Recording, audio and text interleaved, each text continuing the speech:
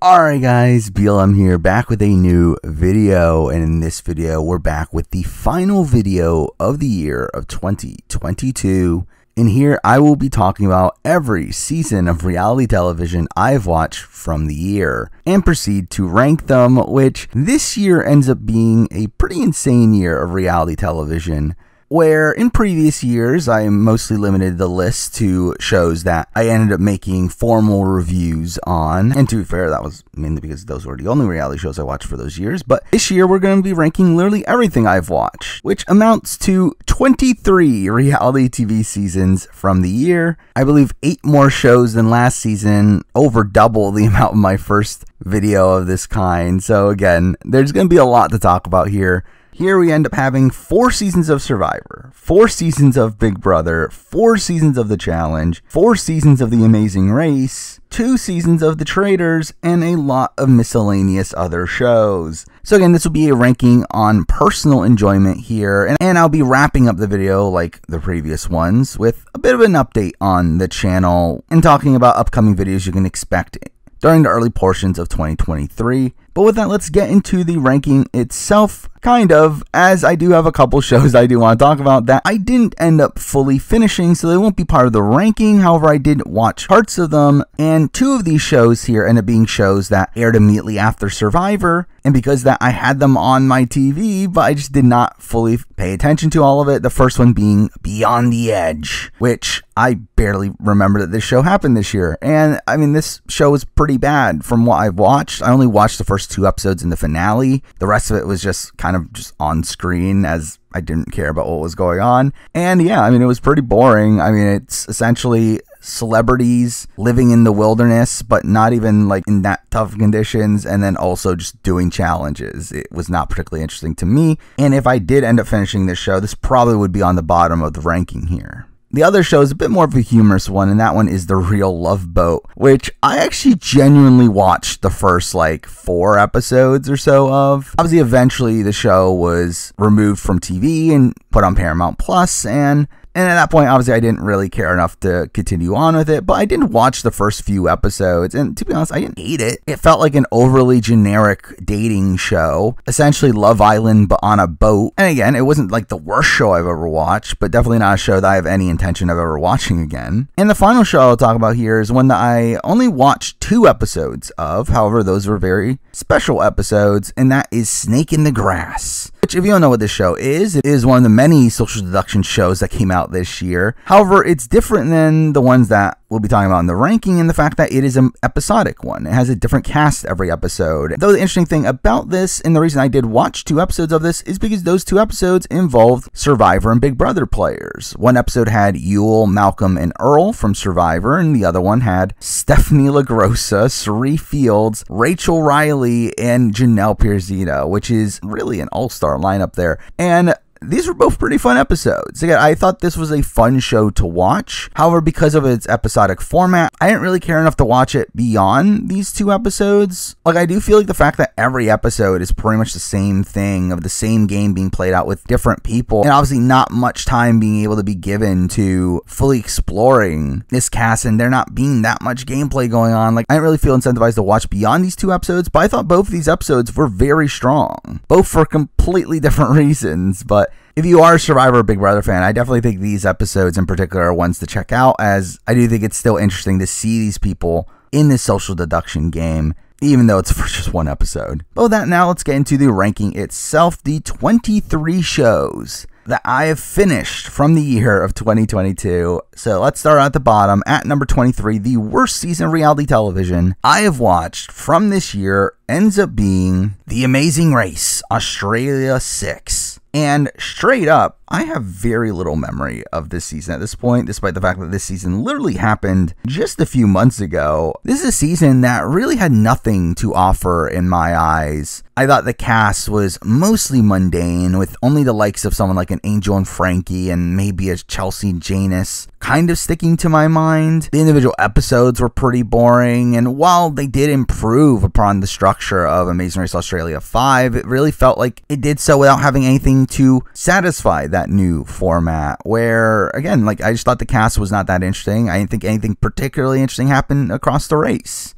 where despite the criticism of season 5 and how terrible its format is, at least that season had a really interesting cast and had pretty interesting storylines go on, while this season really had none of it. Really, for me, this season I'll remember more so for the ridiculous amount of issues with COVID, where teams were taken out and brought back in without consequence. Even Bo, the host, was taken out due to COVID. Like, really, to me, that is the most notable moment of this season, which, considering the wide range of teams getting COVID, I think is more so a misstep on production there. To me, I just didn't find anything positive from this season, and because of that, for me, it's here at number 23. Now, number 22, moving on to one of the miscellaneous shows from the year, one that very much disappointed me, though to be honest, I don't know how high of expectations I should have had, and that comes from The Genius Netherlands. Now, if you don't know, The Genius is one of my favorite reality shows of all time, it being a Korean reality show that really pushed the envelope on how reality TV can be portrayed, having these sophisticated strategic games that the players were playing, while also mixing that in with really flashy editing tricks, like the use of flashbacks and flash forwards. And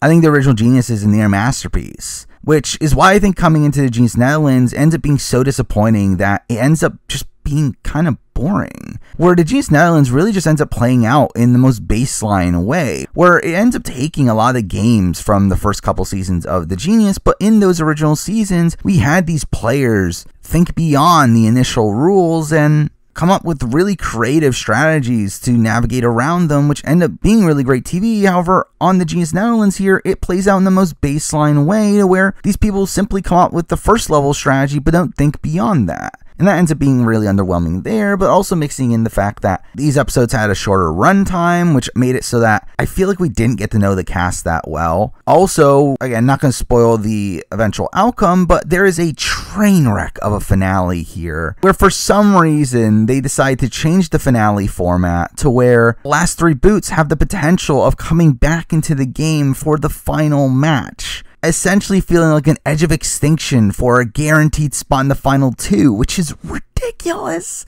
It's like, I don't know how anyone thought that was a good idea. And then mixing that in with the fact that there were like production issues that screwed a player over again, like really terrible outcome to the season as well. And as a whole, found myself really disappointed with this season. I will say, again, it is a shorter runtime than Amazing Race Australia, so that's a factor of it being higher. And also, I at least wasn't as bored while watching it. So those things leave The Genius Netherlands higher here at 22. Now, number 21, we're moving on to a season that ends up blowing my mind that this was this year. This being a season of reality television that I've kind of just faded from my mind, especially considering a lot of the negativity surrounding it. At the end of the day, there were still some glimpses of strong moments throughout it, and that ends up being Celebrity Big Brother 3. And again, this is a season that I feel like is largely tainted by the negativity that surrounded Todrick. I feel like that really becomes the main sticking point for me, where whenever I think of this season, I think of the toxicity that came from Todrick's behavior, but also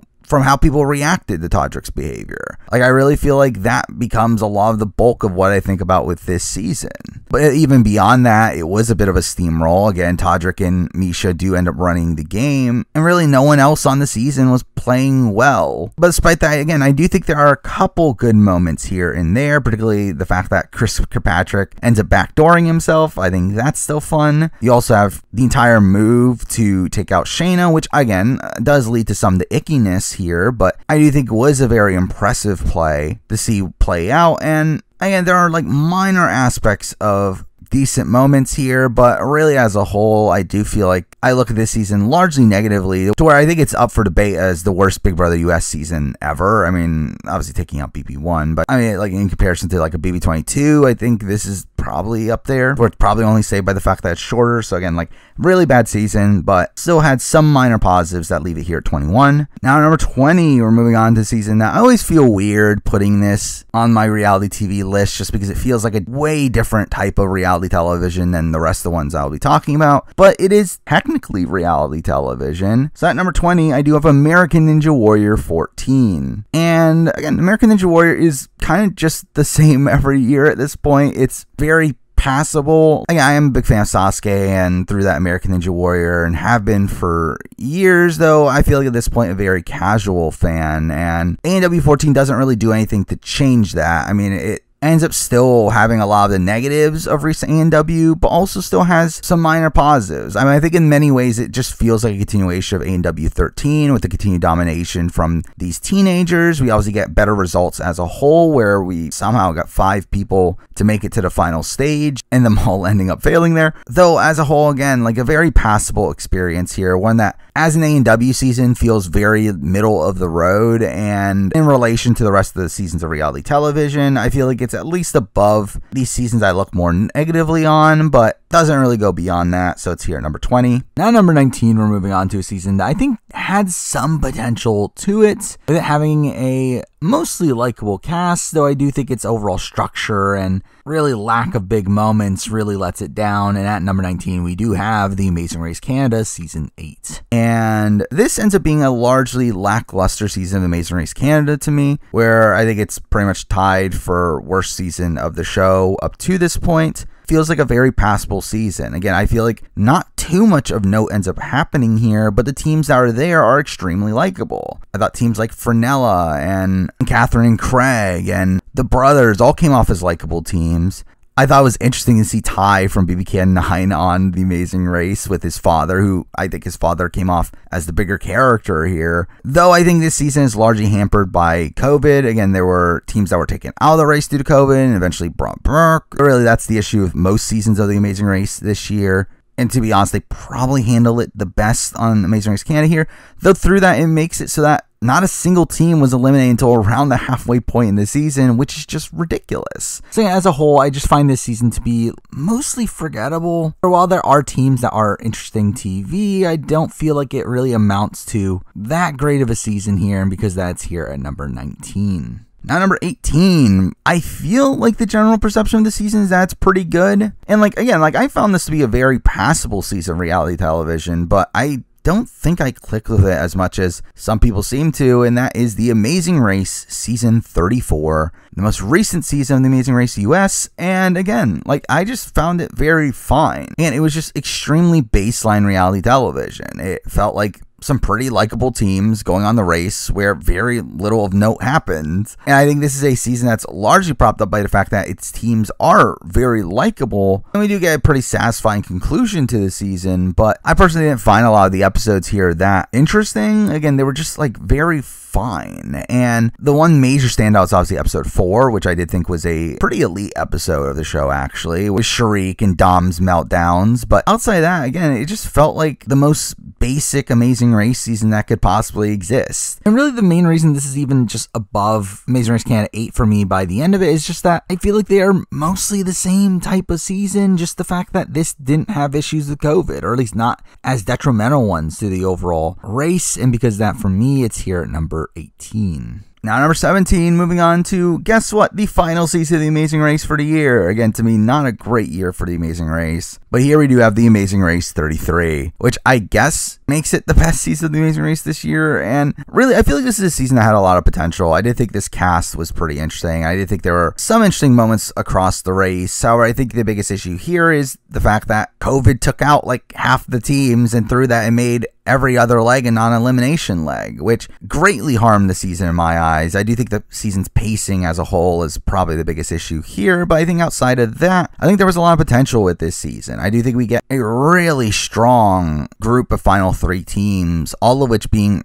both interesting TV, but also really strong racers. I thought we got a really great episode midway through where Ryan and Dusty, despite dominating the race up to that point, end up being in last for a bit, and we have their pretty good comeback there. And I really like teams like Raquel and Kayla and Kim and Penn, who I think at the time I was kind of annoyed by them, but I think in retrospect I kind of like them a bit more now. Again, for me, this would have been a very solid season of The Amazing Race, but I do think the issues that stem from COVID end up knocking it quite a bit to where it just barely ends up being the best season of The Amazing Race from this year. Now, number 16, we're moving on to a season that I did debate putting it alongside Celebrity Big Brother 3 and the fact that it does feel like this is a season largely tainted by negativity. However, at the same time, I feel like there are more positives to this season, and that ends up being Australian Survivor Blood vs. Water, which is another season that I can't believe this is this year. This really feels like it was ages ago at this point. But Blood vs. Water here ends up being a largely lackluster season. I do think it is probably the worst season of Australian Survivor. It is a season that heavy portions of it end up being a bit of a steamroll, with there being a lot of negativity at the time surrounding Sam and her stealing the idol, while also the men coming together, creating an alliance. And again, that just led to a lot of negativity online, though at the same time, I do feel like Sam stealing the idol from Jesse, again, one of the best moments in really Australian Survivor history, probably, and I think really is the standout moment from this season. Also, we did have the appearance of Sandra on this season. That was really interesting to watch. I do think we got good characters across this season, and while, again, the editing of Australian Survivor sucks, and because that they get overexposed, but I did think the likes of Khan and Jordy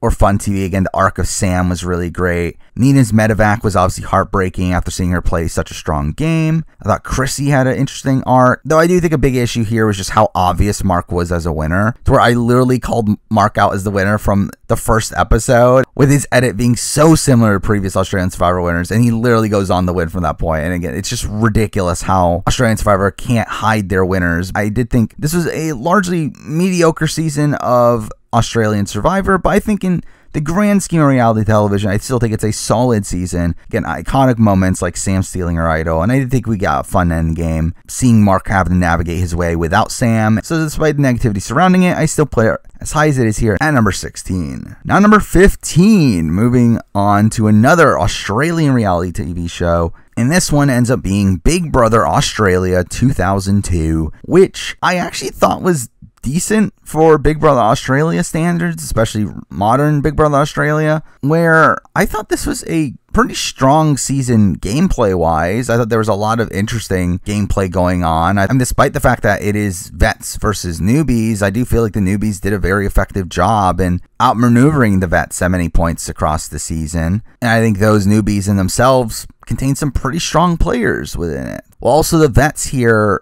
ends up being a pretty interesting group of people. I mean, I think Tim Dormer is Tim Dormer. I mean, he is an all-time great reality TV casting choice, and he still brings it on this season. You obviously have the sympathetic story of someone like a Reggie Bird. You get a lot of focus on Drew and his showmances, which was not particularly interesting. And as a whole, I really feel like this is as good as a BBAU season's gonna get with this modern format. However, that doesn't change the fact that there are a lot of dumb twists along the way, that there's a lot of dumb editing decisions along the way, a lot of focus on things that I don't care about, a lot of unexplained house dynamics. Like, there's definitely issues here. But I think in comparison to other seasons of BBAU, I think it's debatably the best of the three in this format, though that doesn't change the fact that it's still not great. To where, I mean, this is essentially the best season of modern BBAU, being slightly better than the worst season of Australian Survivor. So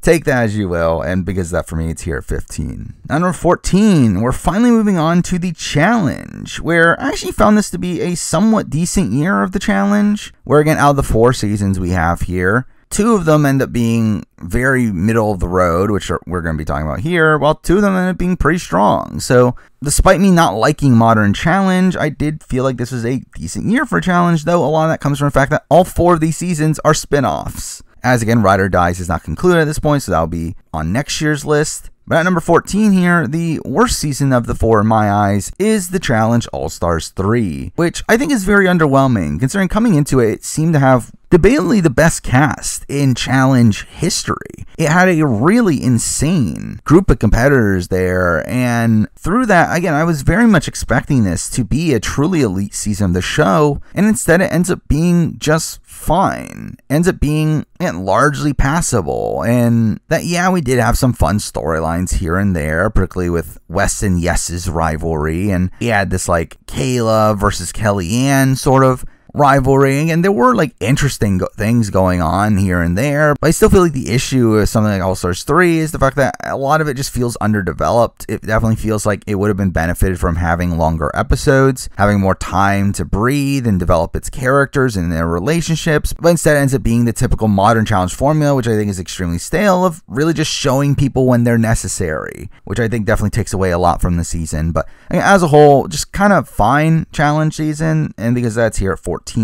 Now, number 13, moving on to a season that a lot of people did not like by the end of it. However, I still had fun with this season. At 13, I do have the Challenge USA. And was the final a train wreck? Yes. Yes, it was. But it was a fun train wreck to me. I felt like the amount of incompetence from production throughout that entire final is just hilarious. And again, like, obviously feel bad for the players that got screwed over by dumb twists along the way, but it is just really funny how much they botched that final, to where to me that doesn't come off as a negative for this season. It actually ends up being a positive. While the rest of the season, again, is fine. Again, like, it is pretty much All Stars 3 level of it being a very passable season of reality television. It containing some, again, decent storylines here and there, but as a whole, still feeling kind of lacking. But I think the thing that boosts it a bit is the fact that this did contain people from Survivor, Big Brother, The Amazing Race, and Love Island, which I don't care about. But still, these shows that I do really like. And I think it was cool to see a challenge season exclusively with players from these shows. And I do think the fact that I wasn't also disappointed with it ends up leaving it a step higher here at number 13. Now, number 12, and here we're on a stretch of more miscellaneous shows that only had one season from this year, but I thought all of them were pretty solid. And at number 12, we have the first of the formal social deduction games of the year, and this being The Mole Netflix, which I thought The Mole was pretty good here. Now, I will say at the end of the day, I don't like the format of The Mole. I do think The Mole is kind of a broken format in the sense that The Mole can't be eliminated, and through that, the eliminations are done through this arbitrary quiz that we never get any outlining on what exactly and how exactly it's calculated, to which it very much feels like it could just be production deciding who goes home at any point. But also beyond that, it doesn't even give the players incentive to actually expose the mole, and really just gives them incentive to pretend to be the mole. And like, all of this I don't like in the format of The Mole, but I did think this season in particular was fun. While I think there were a lot of no names that got booted early, I do feel like a lot of the people that made it far into the season ended up being pretty fun TV. Joy in particular I thought was a really fun character, but you have the likes of like an Avery and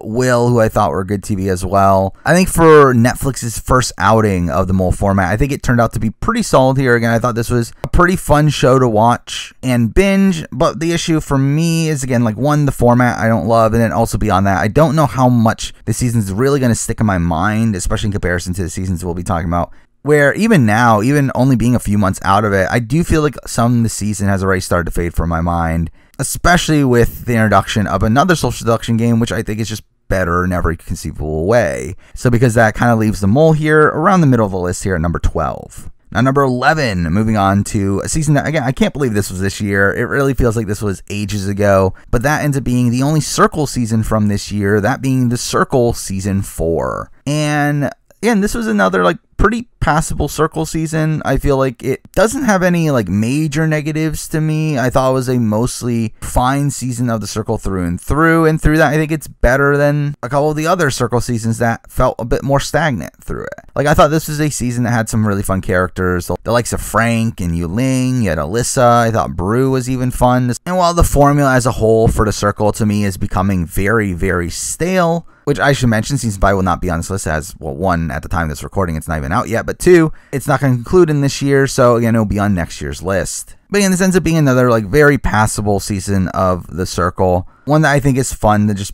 binge, and through that, I think you'll have enjoyment with it, but I don't think it really extends beyond that, because that, for me, I leave it behind here, number 11. Now, number 10, we have what is probably the biggest surprise of the year. A show that I remember hearing about it being in production, but sounded like a really terrible show, but then you hear people actually talk positively about it, to where I said, screw it, let's give it a shot, and it's actually pretty good. And at number 10, I do have Claim to Fame.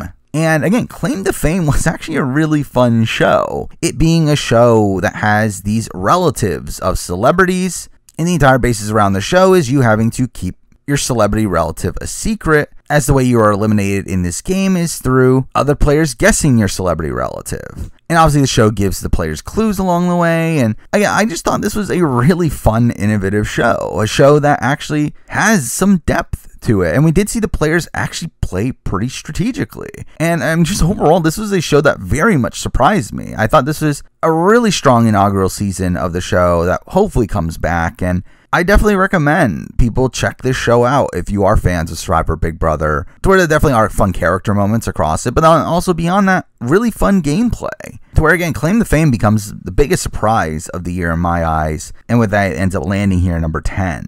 Number 9, we're back to the challenge, here having the latest season of the challenge to conclude, that being the Challenge Australia, which, again, I thought was actually pretty good, which is so disappointing in the fact that it bombed in the ratings, and I very much doubt we're going to see back, but I thought the Challenge Australia was one of the best seasons of the challenge we've seen in recent years. I thought it had a pretty strong cast, a pretty competitive cast at that, while also providing a decent amount of drama. Now, some of that drama, while not on the show coming off as icky, does turn out to be pretty icky when you learn the backstory behind it, but just the intense rivalry between these two sides in the house was definitely something interesting to watch, something I feel like you rarely see in the challenge, of there being these two big sides going after each other. At the same time, again, the season does end up being a bit of a steamroll, which I do think is a minor complaint here, but I really found the season still to be fun the entire way through. I never really felt bored throughout the entire season. To be fair, it is a short runtime, only 10 episodes, but I thought this is actually a really solid season of the challenge. Really disappointing that it bombed so hard in Australia, but again, for me, it's good enough to be here. Number 9.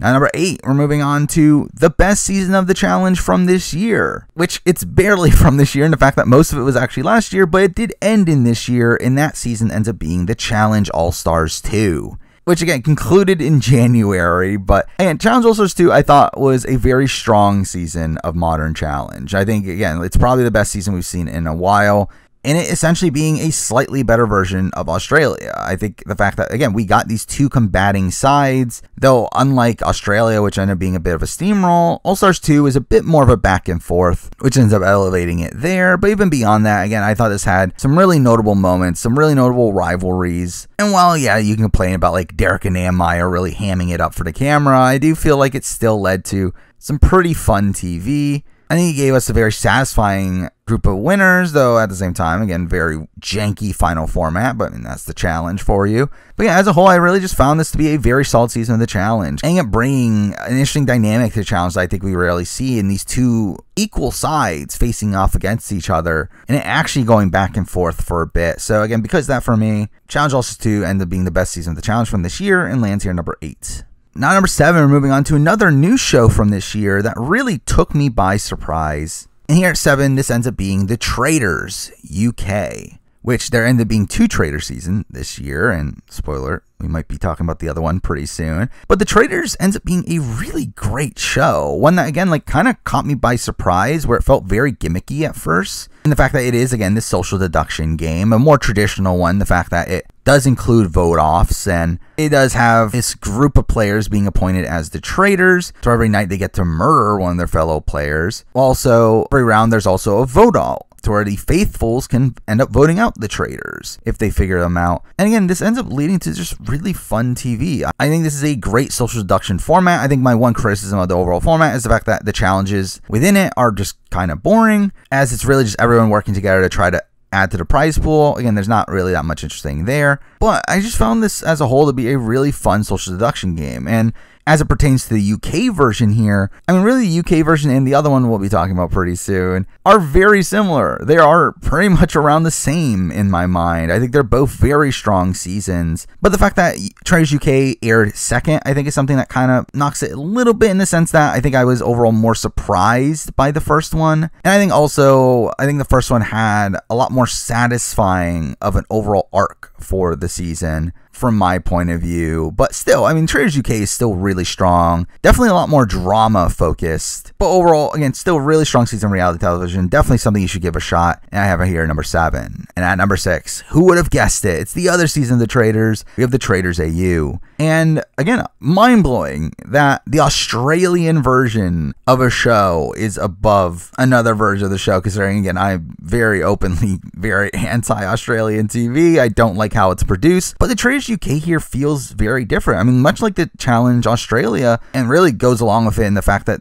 they were both half the length of a typical Australian reality television show. I think that greatly factored in my enjoyment of Challenge Australia, and I think it greatly factors in my enjoyment of The Traitors AU, where I think The Traitors AU here really benefits from having this shorter structure, to where, while there are still some Australian TV tropes, like certain people getting completely purpled, I still felt like the people that were shown were really great TV. Again, the arc of Alex across this season I thought was really great TV. But you also had the likes of like a Nigel, you had Marielle, Angus, Kate was good TV, Teresa was good TV. Like, I thought there were a lot of really notable cast members on this season, and again, as a whole, I thought the storyline of this season was just a really interesting one that kind of felt very un-Australian reality TV light to a degree. And again, it was the first season of The Traitors I had watched, it being the first to air, and I think that bolsters my opinion of it as well, where like I was just genuinely surprised at how great this show was. And again, just makes it all that disappointing in the fact that it also ended up bombing in the ratings, but still ends up being one of my favorite seasons of reality television from this year, to where it is in essence the top non-Survivor Big Brother season from this year, and I think that's something to be commended. So because of that, for me, it's here at number 6. Now number 5, and I'll be honest, numbers 2 through 5 on this list for me are very close. Like, I do think all these placements are very interchangeable, and I think my overall experience with the number 5 show here was probably the most fun experience out of the 4 shows in this grouping here, though I think when looking at it objectively, it is fundamentally the worst. And at number 5, I do have Survivor 43, the most recent season of Survivor US. And again, like, I think this is a season that really surprised me throughout all of it. Again, I feel like I've gotten to the point where I've kind of figured out Survivor editing to a degree, where 42 kind of went mostly as expected, and even 41, by the back half of it, I figured out what was going on. However, 43 just left me perplexed the entire time. Like, while I never thought that Jesse was going to win, as most other people did, I didn't really expect Gabler to win. And I felt like I had like so many wrong reads on who would potentially be the runner-up, from the likes of Ryan to Sammy to even Cody at a point. Like, I think the fact that I was just so wrong about a lot of this season is what ends up bolstering my opinion of it. To where, again, I just had a fun ride with this season. I think running through how I was feeling episode by episode, while some of the episodes were lackluster, I actually, again, just overall enjoyed the experience of not knowing what was going to happen and being completely surprised by the eventual outcome. But through that, I do think comes some issues. I think, one, the gameplay as a whole was pretty stagnant on this season, where it wasn't until the tail end of it that something finally happened, to where outside of the Ellie boot, I feel like everything else up until the final 6 was mostly mundane. And while the final 6 episode, I think, is an all-time great episode of Survivor, I don't think it's enough to fully prop up the rest of the season, especially where I feel like the biggest issue with this season is its editing. I think the editing was a complete mess.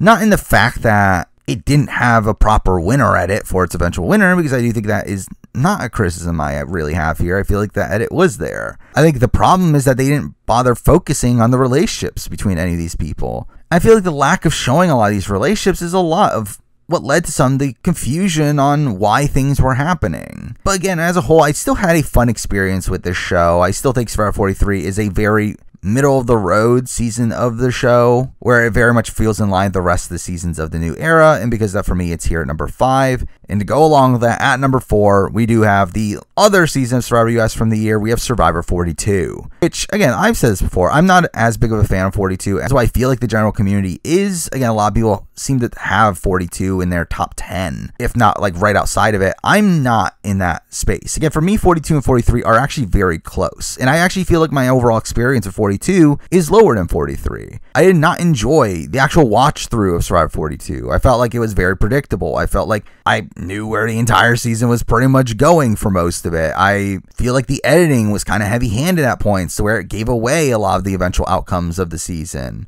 I feel like the overall gameplay was largely stagnant, where while I, again, think the end game was pretty strong, particularly like Final 7 on, and obviously you have the Jenny boot in the pre-merge, I felt like the rest of the season was just very meh. However, it does have a great cast. Again, I do think Marianne is all-time great casting. You still have the likes of Mike and Omer, and again, say what you will about Jonathan, but I did think he made for good TV here. You have Drea, you have Tori, who was fun TV at points. You had Lindsay, who, while was pretty purple in the first half of the season, I think really becomes a major character at the end. Like, there are some really notable characters from this season, but I also feel like a lot of the early boots are not super memorable. It's where you have the likes of Mariah and Swathi, and really, I feel like if it wasn't for the fact that Jenny got screwed over, I feel like she would be super forgettable. But again, overall, like, I think this is a very solid season of Survivor. Again, while I do think my initial watch through of it was not super positive, again, I have rewatched elements of the season since then, and I did enjoy it more on the rewatch, but still just ends up being a pretty middle-of-the-road season of Survivor US in my eyes, and because of that, for me, it's here at number 4. Now, number 3, we're actually already at the top season of Survivor for the year. At number 3, I do have Survivor South Africa, Return of the Outcast. And this is very strange to put at number 3, considering the fact that I feel like I very much enjoyed the season during my initial watch through of it.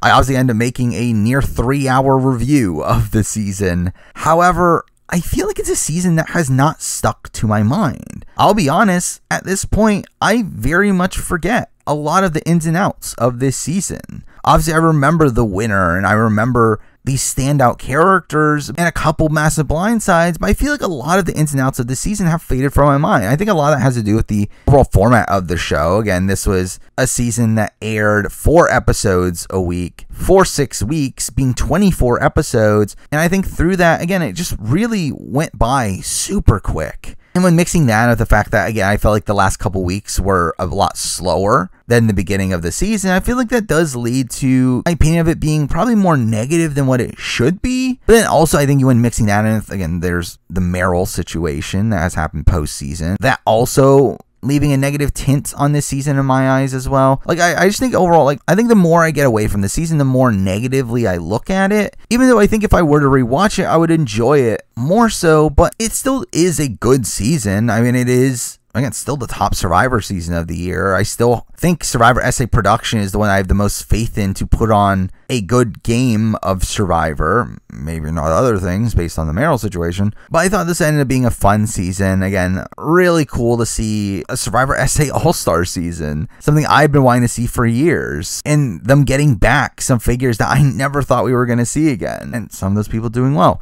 So again, like, I thought there was a lot of fun to get from this season. I thought we got a really satisfying outcome to the season, but I do feel like there's a bit of a negative taint on the season for me at this point that does leave it here at number 3. Now number 2, and again, these top 2 are Big Brother seasons. It feels weird that we're in a world where Big Brother is actually good again to a degree, but at number 2, again, pretty definitively, we do have Big Brother 24, which, I mean, I will say, again, like, Big Brother 24 is a weird season, where I do think the outcome this season very much boosts this season, where I do think if Taylor were not to win this season, then this would not be this high. I do think this is a season largely bolstered by the fact that Taylor had such a great story across the season. For that to end in her eventual win is what really boosts this season, because outside of that, I do think there's a lot of negativity surrounding this season. Obviously, week 1 and the mistreatment of her was really bad. You also have the Kyle situation, which was very icky. You had Monty and Terrence's treatment of her in the end game, which was very icky. Like, there was a lot of negativity surrounding this season, but I think the fact that Taylor was still able to overcome all that and end up winning the season is really what ends up boosting it here.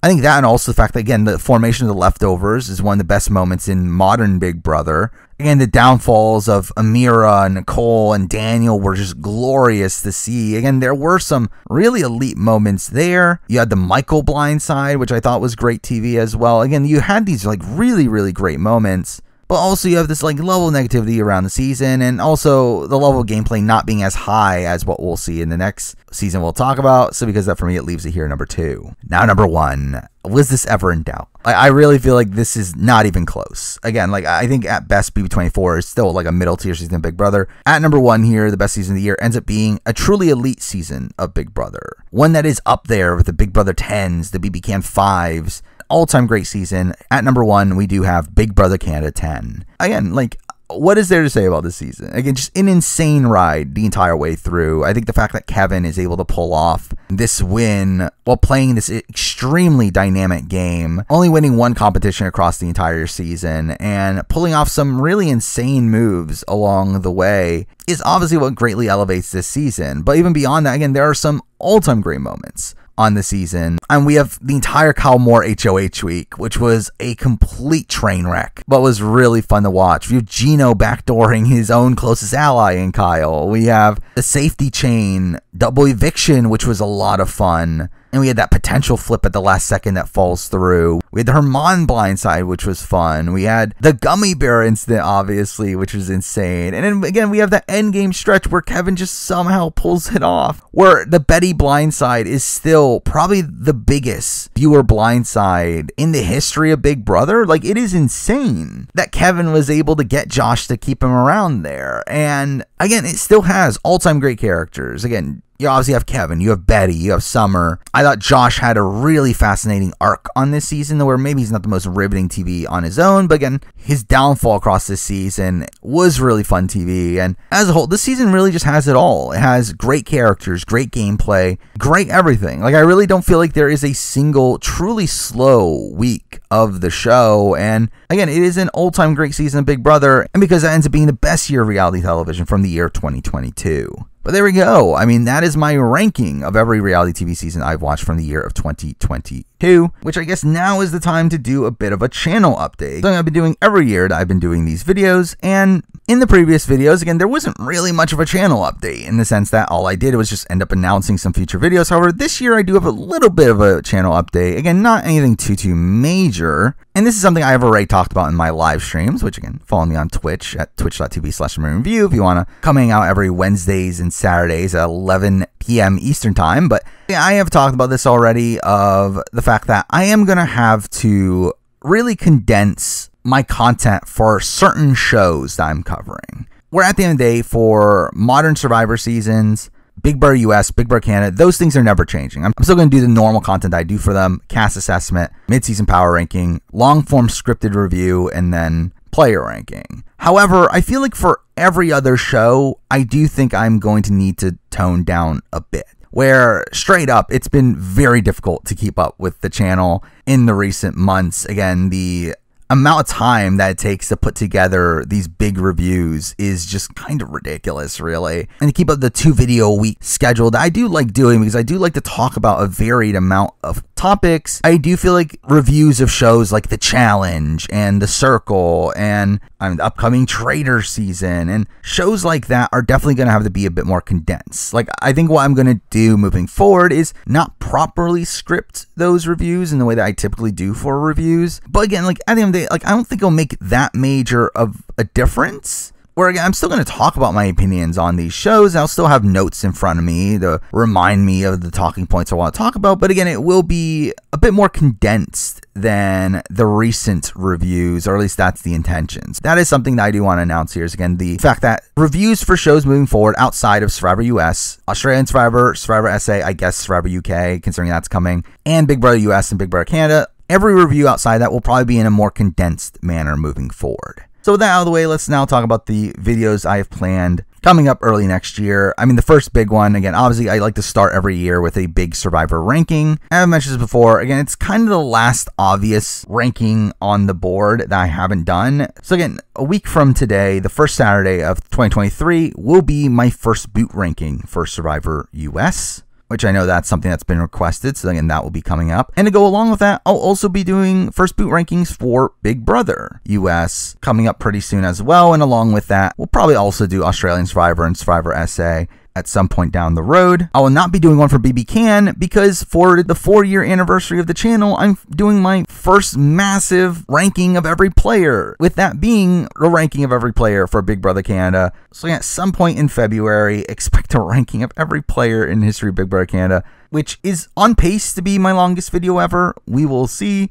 but also coordinates with the 10-year anniversary of Big Brother Canada, which in turn, I will also be doing a 10-year retrospective of Big Brother Canada 1, which is also pretty long. And also in turn, just obviously expect the standard season retrospectives for shows like Survivor of the Amazon and Pearl Islands later in the year. Also later in the year, Big Brother 4. Those will be coming up later down the road. And really just outside that, again, it's just mostly more of the same. I still want to do more Survivor rankings where I have like a loved ones visit in the works. On the Big Brother side of things, I plan on doing some videos that I've already done the Survivor versions of, but haven't gotten around doing Big Brother versions of, like the cast ranking, a ranking of every pre-jury and post-jury. So those are coming up as well down the road. Really, again, just expect more of the same style of content. And with that, again, I guess that's the end of the content for 2022. Again, 2023 is looking to be a pretty massive year for reality television. Again, backing off of this year, we do right away have The Circle Season 5, along with The Traitors US Season 1, which I'm actually pretty excited for, which I plan on doing videos on both of those. The first video of the year will be my review of Sasuke 40, if anyone cares about that. But beyond that, obviously, we have the Challenge Ride or Dies currently happening. We will have the likes of Australian Survivor Heroes vs. Villains, Big Brother Canada 11, Survivor 44, like all those coming very early in the year, and I will be doing my standard coverage of that. Also, we have Survivor UK coming later in the year, which I'll do full Survivor coverage of as well, along with other shows that we know are coming. I mean, we know Big Brother UK is coming back. We obviously have Big Brother 25, Challenge All-Stars 4, Challenge USA 2, Big Brother Australia 2023, which looks bad. I'll probably still do some sort of video on it. Amazing Race 35 is happening. I would assume Amazing Race Canada 9, A&W 15. Again, there's going to be a lot of stuff going on next year, so just stay tuned for all that. But for now, that's it for the year of 2022. Thank you for watching.